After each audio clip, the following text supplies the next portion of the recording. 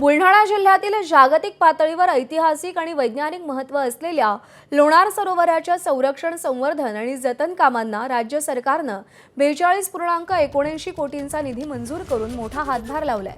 यामुळे लोणार सरोवराचा आणि परिसराचा कायापालट करण्यासाठी आणि पर्यटनाला चालना देण्यासाठी मोठी मदत होणार आहे। लोणार सरोवराच्या परिसरात नैसर्गिक पाण्याचे स्रोत मोकळे करणं, दूषित पाणी रोखण्यासाठी सांडपाणी प्रक्रिया प्रकल्प उभारणं, पर्यटकांसाठी स्वच्छ आणि सुंदर रस्ते तयार करणं, माहिती केंद्र आणि लोणार सरोवराची आणि परिसराची सुरक्षितता वाढवणं या कामांचा या विकास आराखड्यात समावेश आहे।